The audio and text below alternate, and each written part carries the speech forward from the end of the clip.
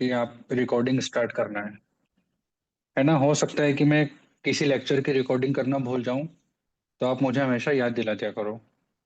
चलिए, तो हम डिस्कस कर रहे थे कि लॉन्ग बोन जो है ना, इसके दो हमने क्लासिफिकेशन किए हैं, टिपिकल लॉन्ग बोन और मिनिएचर्स। तो सबसे पहले हम टिपिकल लॉन्ग बोन के कैरेक्टरिस्टिक फीचर को देखेंगे। Consist of three part. जो लॉन्ग बोन है वो तीन पार्ट से मिलके बनी है। एक हमारा शाफ्ट जो सेंटर पार्ट होता है बोन का, और दो एपिफाइसिस होते हैं जो कि एक अपर एंड होता है और एक लोअर एंड होता है। तो जो अपर एंड होता है उसको भी एपिफाइसिस कहते हैं, जो लोअर एंड होता है उसको भी हम एपिफाइसिस कहते हैं, और सेंटर वाला जो पार्ट होता है उसको हम शाफ्ट कहते हैं या डायफाइसिस कहते हैं। तो लॉन्ग बोन का फर्स्ट पॉइंट ये है कि ये तीन पार्ट से मिलकर बना है। सेंटर पार्ट को हम शाफ्ट कहेंगे और बाकी के अपर एंड और लोअर एंड जो होते हैं उनको हम एपिफाइसिस कहेंगे। Contain medullary cavity field with bone marrow. जो लॉन्ग बोन्स होती है उनके अंदर मेडुलरी कैविटी होती है। मेडुलरी कैविटी पूरी खोखली होती है, खाली होती है। ठीक है, बोन मैरो होती है, खाली होती है। ऑसिफाई इन कार्टिलेज। अब देखिए, मैंने कल आपको एक वर्ड बताया था कि किसी भी वर्ड के आगे अगर हमको ओएस दिख रहा है मतलब कि हम बोन की बात कर रहे हैं। ऑसिफाई इन कार्टिलेज, ऑसिफाई मतलब ऑसिफिकेशन, ऑसिफिकेशन का मतलब फॉर्मेशन ऑफ बोन। तो यहाँ पर क्या लिखा है, ऑसिफाई इन कार्टिलेज। मैंने आपको बताया था कि हमारी बॉडी में मोस्ट ऑफ दी बोन्स जो है वो कार्टिलेज से बनी है। तो यही पॉइंट यहाँ पर लिखा है। कौन कौन सी बोन्स हैं, हमारे अपर लिम्ब की, हमारे लोअर लिम्ब की, जितनी भी बोन्स है वो सब कार्टिलेज से ऑसिफाई हुई है। ऑसिफाई का मतलब ऑसिफिकेशन, मतलब फॉर्मेशन ऑफ बोन। तो लॉन्ग बोन का कैरेक्टरिस्टिक फीचर क्या है, ossify in the cartilage, ossify in the cartilage. Lie vertically in the body, हमारी बॉडी में कैसी होती है, वर्टिकली प्रेजेंट होती है। Are found in limbs, upper limbs में और लोअर लिम्स में प्रेजेंट होती है। एग्जाम्पल जैसे ह्यूमरस है, radius, ulna, femur, tibia, fibula, ये सब क्या है, हमारी बोन, लॉन्ग बोन है। ठीक है। Longest bone in the body, हमारी बॉडी की सबसे लॉन्गेस्ट बोन कौन सी है, फीमर बोन है। इंपॉर्टेंट नोट, ये एमपीटी की एंट्रेंस एग्जाम में आता है। Clavicle is the only long bone which lies horizontally. आप देखोगे कि जितनी भी बोन्स हैं वो सब वर्टिकली प्रेजेंट हैं, लेकिन एकमात्र क्लेविकल ऐसी बोन है जो कि हॉरिजॉन्टली प्रेजेंट होती है। ऑसिफाई मेनली इन मेम्ब्रेन। ऑसिफाई मतलब फॉर्मेशन, ऑसिफाई मतलब फॉर्मेशन या ऑसिफिकेशन। तो ऑसिफाई मेनली इन मेम्ब्रेन। कल मैंने आपको बताया था जब हमने डेवलपमेंट ऑफ बोन पढ़ा था कि इंट्रा मेम्ब्रेनस, इंट्रा कार्टिलेजिनस और मेम्ब्रेनो कार्टिलेजिनस, उसका एग्जांपल मैंने आपको दिया था क्लेविकल। तो क्लेविकल क्या है, बॉडी की इकलौती ऐसी बोन है जो हॉरिजॉन्टली प्रेजेंट है। ठीक है। Ossify mainly in membrane and does not contain medullary cavity. Medullary cavity इसमें absent होती है और ऑसिफाई होती है मेम्ब्रेन से। एमपीटी की एंट्रेंस एग्जाम में क्लेविकल के ऊपर 2 से 3 क्वेश्चन बन सकते हैं। पहला तो ये बन सकता है कि ह्यूमन बॉडी की ऐसी कौन सी बोन है जो हॉरिजॉन्टली प्रेजेंट है, तो आपका आंसर होना चाहिए क्लेविकल बोन है। ठीक है। या ऐसी कौन सी बोन है जिसके अंदर मेडुलरी कैविटी नहीं है, तो भी आपका आंसर क्लेविकल होना चाहिए। या ऐसी कौन सी बोन है जो मेनली ऑसिफाई होती है मेम्ब्रेन के थ्रू, तो भी आपका आंसर क्लेविकल होना चाहिए। तो इस पॉइंट को आप हाईलाइट कर लो, या आप अभी कॉपी लेके बैठे हो तो इसको लिख लेना। तो हमने अभी कैरेक्टरिस्टिक फीचर देखे टिपिकली लॉन्ग बोन के। अब लॉन्ग बोन का एक और क्लासिफिकेशन है जो है मिनिएचर शॉर्ट लॉन्ग बोन। वो लॉन्ग बोन की कैटेगरी में तो आ रही है, लेकिन उनकी लेंथ कैसी है, छोटी है। मिनिएचर शॉर्ट लॉन्ग बोन्स, क्यों बोला हमने, बिकॉज शॉर्टर इन लेंथ। अगर आप टिपिकली लॉन्ग बोन से कंपेयर करोगे तो इनकी लेंथ कैसी है, छोटी है, लेकिन ये लॉन्ग बोन की कैटेगरी में आएगी। Epiphysis present at one and only. ठीक है। यहां पर एक इंपॉर्टेंट पॉइंट, लॉन्ग बोन का सबसे मोस्ट इंपॉर्टेंट कैरेक्टरिस्टिक फीचर ये है कि इनमें एपिफाइसिस होता है। जैसे जो टिपिकल लॉन्ग बोन है उनमें 2 एपिफाइसिस होते हैं, लेकिन जो मिनिएचर्स है, जो शॉर्ट लॉन्ग बोन से, उनमें एक एपिफाइसिस होता है। ये आपको पता होना चाहिए, इंपॉर्टेंट पॉइंट है। इसके एग्जाम्पल क्या है, जैसे मेटाकार्पल से, मेटाटार्सल से, ये क्या है हमारे, ये लॉन्ग बोन के कैटेगरी में आएगी, लेकिन किस कैटेगरी में, short long bones. Short long bones हमने क्यों बोला, क्योंकि जो टिपिकली लॉन्ग बोन है उनके कंपैरिजन में इनकी जो लेंथ है वो छोटी है। तो इनमें आप देखोगे कि जो मेटाकार्पल्स होते हैं, जो मेटाटार्सल्स होते हैं, इनमें एक एपिफाइसिस होता है और डायफाइसिस होता है। और जो हमारे टिपिकल लॉन्ग बोन होती है उनमें दो एपिफाइसिस होते हैं और डायफाइसिस होता है। तो ये सबसे इंपॉर्टेंट कैरेक्टरिस्टिक फीचर है। मतलब आप किसी भी बोन को लॉन्ग बोन कब कहोगे, उसको लॉन्ग बोन की कैटेगरी में तब रखोगे जब बोन के अंदर एटलीस्ट एक एपिफाइसिस प्रेजेंट हो। ठीक है, जैसे आप देख सकते हैं कि ये हमारी फीमर बोन है। ठीक है, तो अपर एंड जो है ये भी एपिफाइसिस होगा। ठीक है, लोअर एंड जो है ये भी एपिफाइसिस होगा। ठीक है, तो इसका जो लोअर एंड होगा ये भी एपिफाइसिस होगा, और जो सेंटर वाला पार्ट होगा जिसको हम शाफ्ट कहते हैं या इसको हम डायफाइसिस कहते हैं, ये होगा। तो लोअर फीमर बोन में क्या है, दो एपिफाइसिस है और एक शाफ्ट है। ठीक है, ह्यूमरस की बात करेंगे तो यहाँ पर भी दो एपिफाइसिस है और एक शाफ्ट है। जितनी भी हमारी लॉन्ग बोन्स हैं उनमें दो एपिफाइसिस है और एक शाफ्ट है। तो टीबिया और इसको आप देखोगे तो इनमें भी आपको दिखेगा, टीबिया फिबुला में दो एपिफाइसिस और एक शाफ्ट है। क्लेविकल हमारी जो इकलौती ऐसी बोन है जो कि हॉरिजॉन्टली प्रेजेंट होती है। ठीक है, मेम्ब्रेनस ओसिफिकेशन होता है और मेडुलरी कैविटी इनमें अब्सेंट होती है। तो ये आपको पता होना चाहिए। फिर हम डिस्कस करते हैं शॉर्ट बोन। ठीक है, अकॉर्डिंग टू शेप हम पढ़ रहे हैं तो लॉन्ग बोन के दो पार्ट है, टिपिकली लॉन्ग बोन और मिनिएचर्स। शॉर्ट बोन क्यों बोला, एक सेकंड है, शॉर्ट बोन क्यों बोला, क्योंकि साइज में कैसी है, छोटी है। यूजुअली क्यूबॉइडल इन शेप, इनका शेप कैसा होता है शॉर्ट बोन्स का, क्यूबॉइडल शेप का होता है। एग्जाम्पल, जैसे हमारे जो कार्पल्स बोन है, जो टार्सल्स बोन है, ये सारी कैसी है, शॉर्ट बोन है। ठीक है, यहां पर भी एक इंपॉर्टेंट पॉइंट जो आपको नोट करना है, all the short bones ossify in cartilage. Another important point for MPT entrance exam, जितनी भी हमारी शॉर्ट बोन्स होती है वो सब ऑसिफाई होती है कार्टिलेज में after birth, except talus, calcaneus and cuboid which start ossifying before birth. क्या बोल रहे हैं वो, सबसे पहले तो ओसिफाई का मतलब फॉर्मेशन ऑफ बोन। ओसिफाई का मतलब क्या है, फॉर्मेशन ऑफ बोन, बोन का बनना। यहां पर ये बोल रहे हैं कि जितनी भी हमारी शॉर्ट बोन्स हैं, ये सारी की सारी शॉर्ट बोन्स कार्टिलेज से बनती है। मतलब पहले कार्टिलेज बनता है, कार्टिलेज बाद में ओसिफाई, मतलब कार्टिलेज बाद में रिप्लेस होकर बोन बना देता है।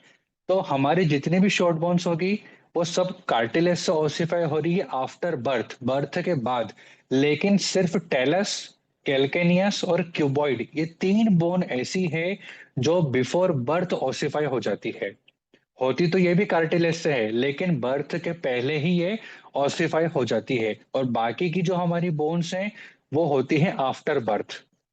तो एमपीटी की एंट्रेंस एग्जाम में ये क्वेश्चन आता है कि बिफोर बर्थ कौन सी बोन्स है जो ऑसिफाई हो जाती है। तो आपको पता होना चाहिए कि टेलस है, कैल्केनियस है और क्यूबॉइड है। ठीक है, तो ये है हमारी शॉर्ट बोन्स। शॉर्ट बोन के बाद फिर हम आगे चलेंगे तो थर्ड नंबर पे है फ्लैट बोन्स। फ्लैट मतलब कि चपटी। ठीक है, एक प्लेट की तरह, जैसे प्लेट होती है ना, हम खाना खाते हैं तो प्लेट कैसी होती है, एकदम फ्लैट होती है, चपटी होती है। तो फ्लैट बोन्स क्यों बोला है, क्योंकि उनका सरफेस कैसा है, एकदम फ्लैट है। एग्जाम्पल, जैसे स्कल, रिब्स, स्टर्नम और स्कैपुला। अब आप बोलोगे कि सर स्कल तो राउंड शेप का होता है तो ये फ्लैट कैसे हो गया, लेकिन आप देखो कि जो स्कल है उसके अंदर सूचर्स होते हैं। तो ऐसे एक फ्लैट बोन, एक फ्लैट बोन, एक फ्लैट बोन, ये फ्लैट बोन आपस में जुड़ के राउंड स्ट्रक्चर बनाती है। तो स्कल राउंड नहीं है, ये बहुत सारी छोटी छोटी फ्लैट बोन से मिलके राउंड बना है। तो फ्लैट बोन कौन सी होगी हमारी, स्कल होगी। ठीक है, रिब्स है, तो रिब्स भी जो है ये फ्लैट बोन में आती है। बहुत बार कंफ्यूजन होता है स्टूडेंट्स कंफ्यूज हो जाते हैं, उनको लगता है कि जो हमारे रिब्स है ये लॉन्ग बोन की कैटेगरी में आएगी, लेकिन लॉन्ग बोन की कैटेगरी में नहीं आती है, रिब्स जो है फ्लैट बोन की कैटेगरी में आती है। क्यों ऐसा? क्योंकि लॉन्ग बोन का कैरेक्टरिस्टिक फीचर ये है कि एटलीस्ट उसमें एक एपिफाइसिस होना चाहिए, और हमारे जो रिब्स होते हैं उनमें एपिफाइसिस नहीं होता। दैट्स वाई इनकी लेंथ जरूर लंबी है, लेकिन वो फ्लैट बोन की कैटेगरी में आएगी। बाकी स्टर्नम है, स्कैपुला है, जैसे स्कैपुला को देखोगे, स्कल देखोगे, रिब्स देखोगे, है ना, स्टर्नम देखोगे, ये सब क्या है, फ्लैट बोन की कैटेगरी में आती है। फिर है नेक्स्ट इरेगुलर बोन। हमने इरेगुलर बोन क्यों बोला? जैसे वर्टिब्रा है, इसका एग्जांपल है। Why it is called irregular bone? Irregular हमने इसलिए कहा क्योंकि आप देखोगे कि इस बोन का ना तो सर्कल है, शेप ना तो प्रॉपर है, ना तो हम इसको सर्कल बोल सकते हैं, ना हम इसको ट्रायंगल बोल सकते हैं, ना हम इसको स्क्वायर बोल सकते हैं, ना हम इसको रेक्टेंगल बोल सकते हैं। तो कोई एक प्रॉपर शेप नहीं है जिससे हम इसको डिफाइन कर सकते हैं। That's why it is called irregular bone. तो एग्जांपल क्या है? वर्टिब्रा। फिर होती है pneumatic bone. Variety of irregular bone, it is also, जो निमोटिक बोन है ये भी एक प्रकार की इरेगुलर बोन के कैटेगरी में आती है, which contain air filled cavity with in them. जैसे हम मैग्जिला की बात करते हैं, ठीक है, तो ये क्या है, निमोटिक बोन है। हमारी मैग्जिला के अंदर एयर कैविटी होती है। अब आपने देखा होगा कि एयर कैविटी में मान लीजिए कोई इन्फेक्शन हो जाता है या वहां पे पस जनरेट हो जाता है, तो उसको हम बोलते हैं साइनोसाइटिस। तो ये हमारी मैग्जिला बोन होती है जिसमें एयर कैविटी होती है। यहाँ पर अगर मान लीजिए किसी प्रकार का कोई इन्फेक्शन हो गया या मान लीजिए पस जनरेट हो गया, तो उसकी वजह से जो कंडीशन क्रिएट होती है उसको हम बोलते हैं साइनोसाइटिस। तो निमोटिक बोन का एग्जाम्पल क्या है? मैग्जिला। फिर आती है सिसमोइड बोन। ठीक है, सिसमोइड बोन छोटे छोटे बीज होते हैं ना, सीड्स होते हैं, उनके शेप की होती है, उनको हम बोलते हैं सिसमोइड्स बोन। तो this are seeds like bony nodules, छोटे छोटे बोन्स होती है बीज की तरह, which develop in certain muscle tendon, ये मसल्स के टेंडन में डेवलप हो जाती है। Largest sesamoid bone in the body is our patella. Patella bone जो है वो लार्जेस्ट सिस्टमोइड बोन है। Another important question for MPT entrance exam, note कर लो, हमारी बॉडी की लार्जेस्ट सिस्टमोइड बोन कौन सी है? पटेला है। Site of sesamoid bone, patella is the tendon of quadriceps femoris in front of the knee joint. Sesamoid bone के बोला क्योंकि which develop in certain muscle tendon, ठीक है, मसल्स के टेंडन में ही इनका ओरिजिन हो जाता है। तो पटेला को अगर आप देखोगे तो क्वाड्रिसेप्स का जो हमारा टेंडन आता है, जैसे ये टेंडन है हमारे क्वाड्रिसेप्स का, ये भी हमारे क्वाड्रिसेप्स का टेंडन है, ठीक है, और सेंटर में क्या आ गई? पटेला आ गई। इसका स्ट्रक्चर कैसा है? ये थोड़ा सा रेक्टेंगल शेप का इसका स्ट्रक्चर है, ठीक है। Fibula is the lateral head of gastrocnemius behind knee joint. कई बार आपने अगर एक्सरे देखा है ध्यान से तो आपने देखा होगा कि नी जॉइंट के पीछे एक छोटी सी बोन का डेवलपमेंट हो जाता है, ठीक है, जो हमारी गैस्ट्रोक्नीमियस मसल है, और lateral head of the gastrocnemius muscle के टेंडन में वो एक बोन डेवलप हो जाती है, उस बोन को हम बोलते हैं फिबुला। यहाँ पर मैं आपको उसकी इमेज थोड़ा जूम करके बताता हूँ, ठीक है। ये हमारी फीमर है, सामने की तरफ पटेला है, नीचे टिबिया फिबुला। नी जॉइंट के पीछे अगर आप देखोगे तो एक छोटी सी बोन डेवलप हो गई है, इस छोटी सी बोन को हम बोलते हैं फिबुला। ये सब में डेवलप नहीं होती, नॉर्मली ये प्रेजेंट ही नहीं होती, लेकिन किसी कारण से कई बार डेवलप हो जाती है, तो इस बोन को हम बोलते हैं फिबुला। अब ये हमको पता इसलिए होना चाहिए, ठीक है, जैसे आप एक्सरे देखेंगे तो ये हमारी फीमर है, ये हमारी पटेला है, ठीक है, ये हमारी टीबिया है, फिबुला है। अब यहाँ पर एरो बनाए रेड कलर का, ठीक है, आप ध्यान से देखेंगे तो आपको यहाँ पर दिखेगा बोन है, ठीक है। अब as a physiotherapy point of view या ऑर्थोपेडिशियन पॉइंट ऑफ व्यू, अगर आपने बेसिक्स को पढ़ा है, आपको पता है बोन के स्ट्रक्चर, बोन की कैटेगरी, बोन को किस पार्ट में क्लासिफाई किया है, तो अगर आपके पास कोई एक ऐसा केस आता है, ठीक है, तो आपको कंफ्यूजन नहीं होगा या आपका डिफरेंशियल डायग्नोसिस बनाने में आपको आसान होगा। मान लीजिए फॉर एग्जांपल आपके पास कोई फ्रैक्चर का केस आया, ठीक है, तो आपको अगर आपने ऐसा कोई एक्सरे देखा तो आप कंफ्यूज हो जाओगे कि यार फ्रैक्चर हुआ था, बोन तो यूनाइट हो गई है, लेकिन क्या ये एक्स्ट्रा ग्रोथ तो नहीं हो गई बोन की? होता है ना, कई बार एक्स्ट्रा कैलस फॉर्मेशन हो जाता है, बोन की एक्स्ट्रा ग्रोथ हो जाती है। तो हमको डिफरेंशियल डायग्नोसिस बनाने के लिए आसानी होती है अगर हमको बेसिक पता है तो। कई बार हम भूल जाते हैं। तो ये जो अगर आप कुछ बोन दिख रही है, ये फेबुला बोन है, ये जनरली प्रेजेंट नहीं होती है, पर रेयरली ही किसी एक में आपको देखने को मिल सकती है। तो ये भी हमारी सिसमोइड बोन है, ये प्रेजेंट नहीं होती है। जैसे हम बात करें पिसीफॉर्म की, तो पिसीफॉर्म बोन भी हमारी जो है एक सिसमोइड बोन है, जो फ्लेक्सर कार्पी अल्नारिस मसल है, उस मसल के टेंडन में डेवलप होती है पिसीफॉर्म बोन। तो एग्जाम में, एमपीटी एंट्रेंस एग्जाम में आ सकता है, लार्जेस्ट सिसमोइड बोन कौन सी है? पटेला है। और फ्लेक्सर कार्पे अल्नारिस के टेंडन से कौन सी बोन का ओरिजिनेट होता है? तो वो है पिसिफॉर्म। जो हमने पढ़ा फेबुला, इसके बारे में कोई नहीं पूछता, ये इतना इंपॉर्टेंट भी नहीं है। ये सिर्फ मैंने आपको इसीलिए बताया कि आप कोई एक्सरे देखो, कोई केस को ट्रीट करो, या कोई फ्रैक्चर के केस को देखो, और ऐसा कोई एक्सरे आप देखते हो तो आपको डिफरेंशियल डायग्नोसिस बनाने में कंफ्यूजन ना हो। कैरेक्टरिस्टिक फीचर क्या है सिसमोइड बोन के? इट एक्ट एज ए पुली। ठीक है, ये पुली का काम करते हैं। ठीक है।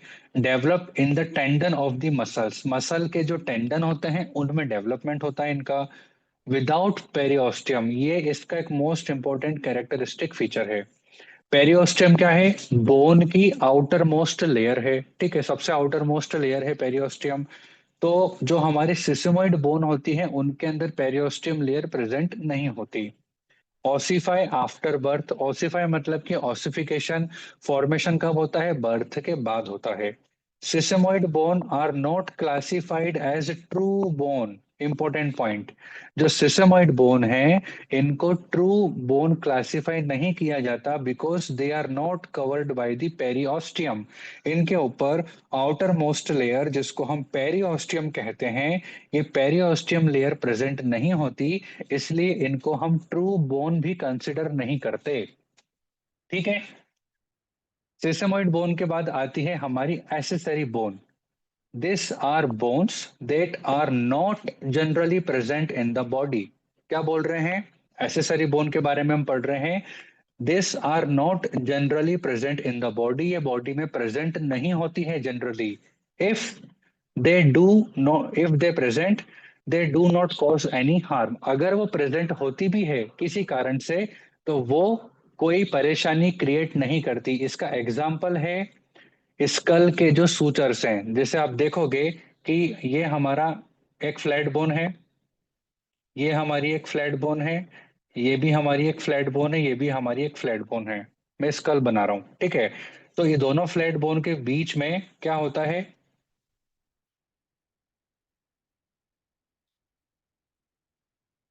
दोनों फ्लैट बोन के बीच में क्या होते हैं? सूचर्स होते हैं, जो उनको कनेक्ट करके रखते हैं।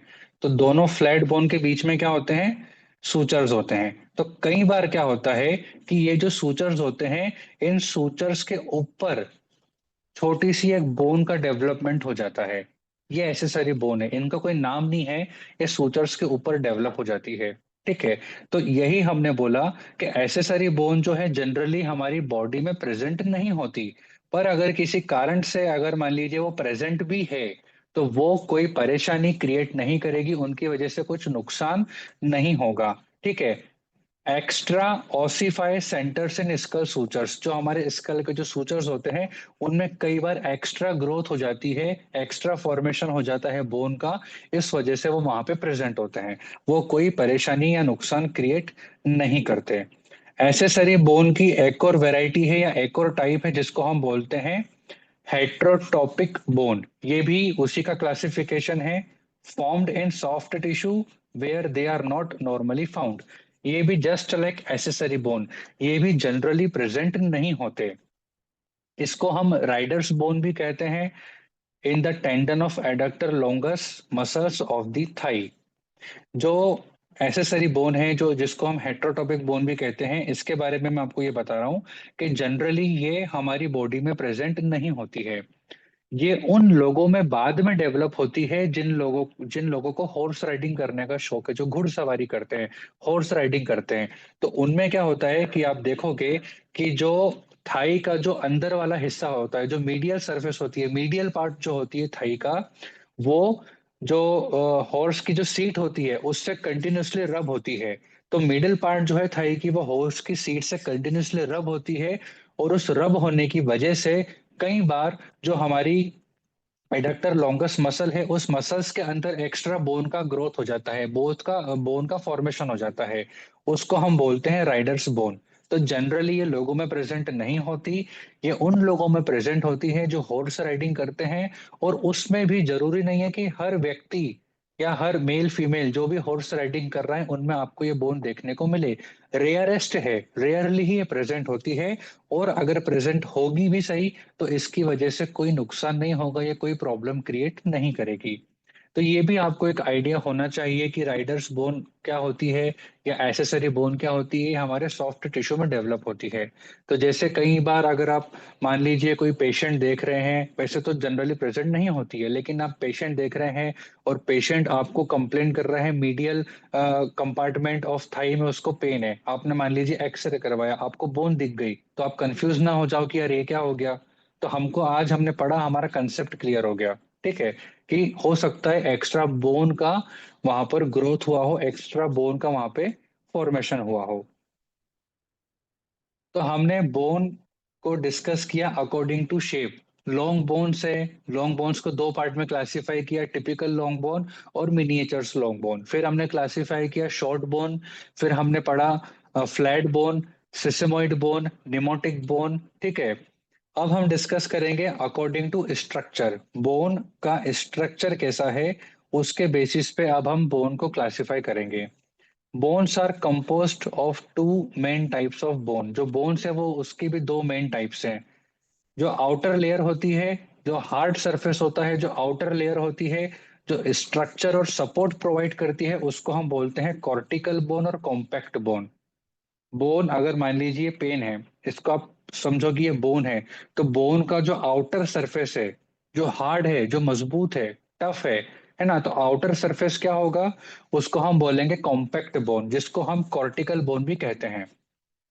और इस हार्ड आउटर सरफेस के अंदर एक इनर सरफेस होती है, जिसको हम बोलते हैं कैंसलस बोन। कैंसलस बोन भी आप बोल सकते हो, स्पंजी बोन भी आप बोल सकते हो, या इसको ट्रेबिकुलर बोन भी आप बोल सकते हो। तो हार्ड सरफेस, आउटर सरफेस के दो नाम हैं। उसको हम कॉर्टिकल बोन से भी संबोधित कर सकते हैं और कॉम्पैक्ट बोन भी कह सकते हैं, दोनों एक ही है। इनर लेयर जो होती है या जो सॉफ्ट लेयर होती है, उसके तीन नाम है। हम उसको कैंसलस बोन भी कह सकते हैं, स्पंजी बोन भी कह सकते हैं, और ट्रेबिकुलर बोन भी कह सकते हैं। इंपॉर्टेंट पॉइंट, जितनी भी हमारी लॉन्ग बोन्स हैं, तो long bones that provide structural support such as femur has more cortical bone.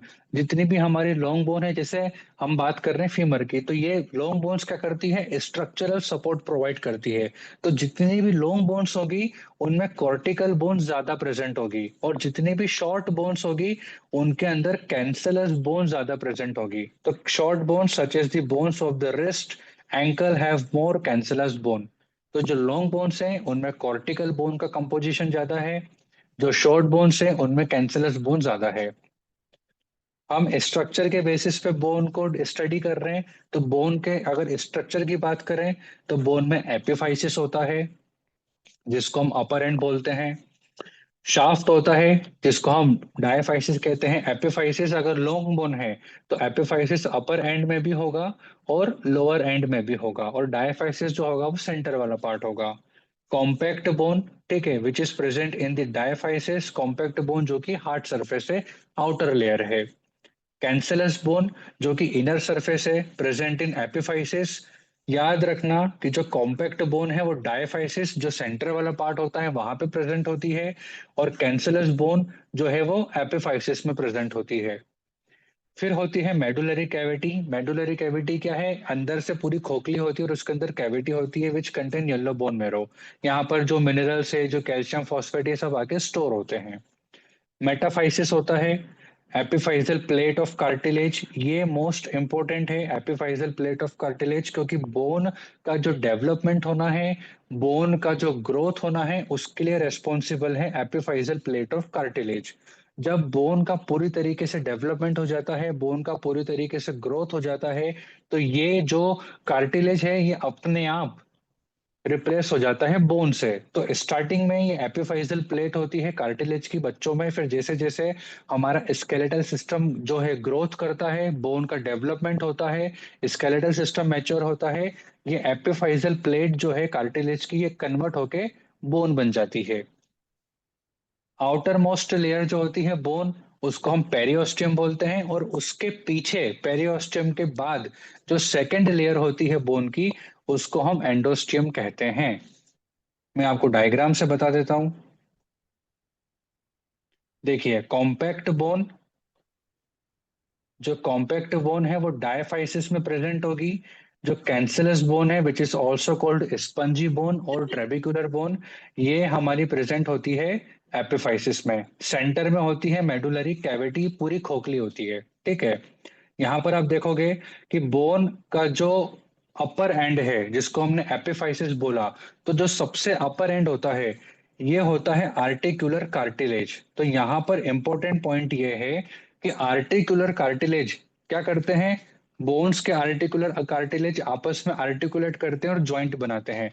तो यहाँ पे इंपॉर्टेंट पॉइंट ये है या इसका कैरेक्टरिस्टिक फीचर ये है कि आर्टिकुलर कार्टिलेज पे कोई सी भी लेयर प्रेजेंट नहीं होती है। जैसे हमने बोला आउटर मोस्ट लेयर हमारी पेरियोस्टियम, सेकेंड लेयर एंडोस्टियम, तो ये यहाँ पे प्रेजेंट नहीं होती है। क्यों नहीं होती है?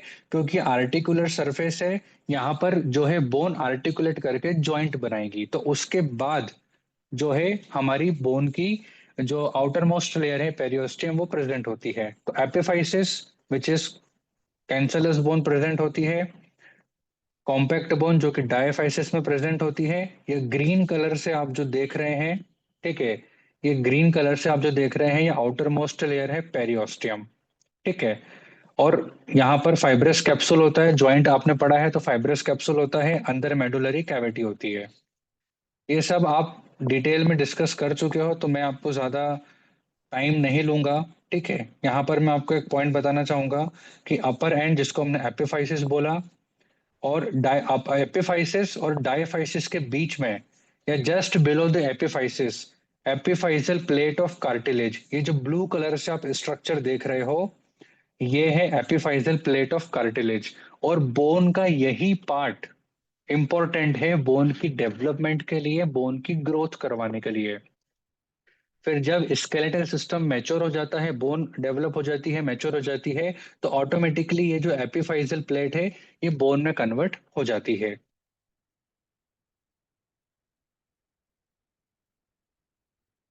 बाकी मैंने कल आपको एक पॉइंट बताया था बोन से रिलेटेड, और मैंने आपको कहा था कि bone is a living tissue. Bone क्या है? बोन एक लिविंग टिश्यू है। क्यों मैंने ऐसा कहा था? बोन लिविंग टिश्यू क्यों है? क्योंकि आप डायग्राम में देख सकते हो कि बोन को भी वस्कुलर सप्लाई है, बोन को ब्लड वेसल्स की सप्लाई होती है, बोन को नर्व की सप्लाई होती है। तो अगर आप देखोगे कि बोन में इन्फेक्शन भी होता है, ठीक है, ब्लड वेसल्स सप्लाई हो रही है, अगर कोई मार रहा है आपको, हड्डी पे मारेगा, बोन पे मारेगा, तो आपको पेन होगा। क्यों होगा? क्योंकि वहां पे नर्व सप्लाई है। दैट्स वाई बोन का अगर फ्रैक्चर भी हो जाता है तो बोन फिर से ग्रोथ करना स्टार्ट कर देती है। तो bone is a living tissue.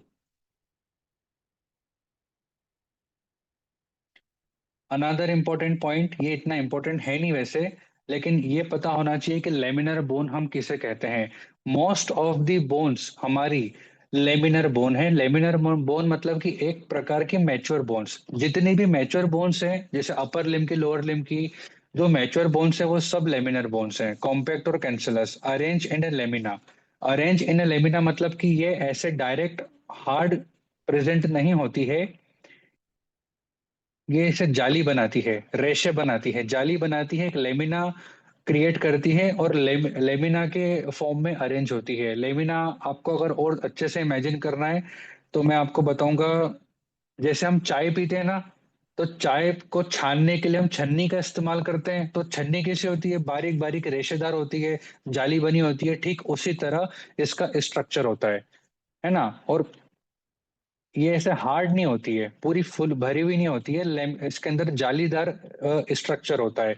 तो अरेंज इन लेमिना, जितनी भी मैच्योर बोन्स है वो सब लेमिनर बोन्स है, बाकी होती है ओवन बोन्स। इतना इंपॉर्टेंट नहीं है क्योंकि ये फीटल में प्रेजेंट होती है, ठीक है, बाद में ये मैच्योर होकर लेमिना बोन में कन्वर्ट हो जाती है। फाइब्रस बोन ये भी इतना इंपॉर्टेंट नहीं है क्योंकि ये भी फीटस में प्रेजेंट होती है और बाद में जब ये मैच्योर होती है तो ये भी लेमिना बोन में कन्वर्ट हो जाती है। ये इतना इंपॉर्टेंट है नहीं है, कोई पूछता भी नहीं है, ठीक है। एक होती है डेंटाइन या सीमेंट, ये जो अपने दांत होते हैं, टीथ होते हैं, उनमें प्रेजेंट होती है, तो ये भी इतना इंपॉर्टेंट नहीं है। इंपॉर्टेंट ये है लेमिनर बोन किसको बोलते हैं, मैच्योर बोन जो है वो सारी की सारी हमारी लेमिना बोन है। बाकी आपको ये पता होना चाहिए इस स्ट्रक्चर के बेसिस पे, हार्ड आउटर लेयर को क्या बोलते हैं, इनर लेयर को क्या बोलते हैं, बोन्स के एंड कितने हैं, अपर एंड है, लोअर एंड है, ठीक है। मेडुलरी कैविटी कहाँ पर होती है, येलो बोन मेरो कहाँ पे होती है, आरबीसीज कहाँ पे होती है, एपिफाइजल प्लेट कहाँ पर होती है, ये आपको पता होना चाहिए। तो हमने स्ट्रक्चर के बेसिस पे बोन को स्टडी किया, हमने शेप के बेसिस पे बोन को स्टडी करा। लॉन्ग बोन्स के दो क्लासिफिकेशन करे, टिपिकल लॉन्ग बोन और मिनिएचर लॉन्ग बोन, ठीक है। उसके बाद हमने पढ़ा शॉर्ट बोन्स, शॉर्ट बोन के बाद हमने निमोटिक बोन पढ़ा, एसेसरी बोन पढ़ा, ठीक है, फ्लैट बोन्स पढ़ा। तो लेक्चर में इतना ही था आज के, ये हमने ब्रीफ डिस्कस करा, रिवीजन करा एक तरह से। अगर आप भूल गए थे तो हमने इसको पढ़ लिया है, ठीक है। नेक्स्ट जो वीक है उसमें हम स्टार्ट करेंगे फ्रैक्चर के साथ। क्लास खत्म होने के बाद नोट्स में अभी आपको प्रोवाइड कर दूंगा। सेकंड लेक्चर और थर्ड लेक्चर की जो रिकॉर्डिंग है वो भी मैं आपको कल तक प्रोवाइड कर दूंगा। आज का जो हमने लेक्चर डिस्कस किया, इसी इस लेक्चर में अगर किसी को कोई डाउट है तो आप मुझसे पूछ सकते हो।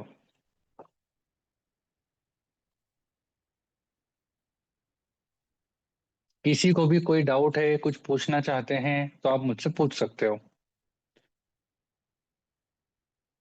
और मैंने आपको जो पॉइंट्स बताए हैं कि ये सब क्वेश्चंस एमपीटी के एंट्रेंस एग्जाम में आते हैं, तो वो आपने, मैं मतलब मुझे उम्मीद करता हूँ कि आपने उनको नोट किया होगा, ठीक है, क्योंकि फिर बाद में आप भूल जाओगे। तो नोट्स तो मैं आपको प्रोवाइड करूंगा, लेकिन आप क्लास अटेंड करते हो तो अपने साथ एक पेन और कॉपी जरूर लेके बैठे, क्योंकि आने, अभी तो हमने बेसिक डिस्कस करा, लेकिन आने वाले जितने भी लेक्चर्स होंगे उन लेक्चर्स में नोट्स तो आपको मिलेंगे, पर कुछ पॉइंट ऐसे भी होंगे जो मैंने उस नोट्स में नहीं लिखे हैं, तो मैं आपको नोट करने के लिए बोलूंगा तो आपको नोट करना पड़ेगा, ठीक है। या कुछ इंपॉर्टेंट पॉइंट होंगे जो नोट्स में नहीं मिलेंगे तो वो आप लिख लेना। चलिए, कोई डाउट है, कुछ पूछना चाहता है तो आप मुझसे पूछ सकते हैं। नेक्स्ट जो वीक आएगा उसमें हम थर्सडे को क्लास लेंगे, थर्सडे, फ्राइडे और सैटरडे फ्रैक्चर को स्टार्ट करेंगे, ठीक है। उसके बाद हम हीलिंग ऑफ फ्रैक्चर को डिस्कस करेंगे और फ्रैक्चर का जो ट्रीटमेंट है उसको डिस्कस करेंगे।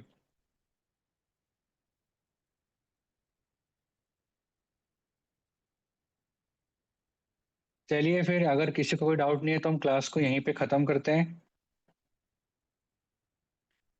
Thank you so much everyone for joining the class. Good night.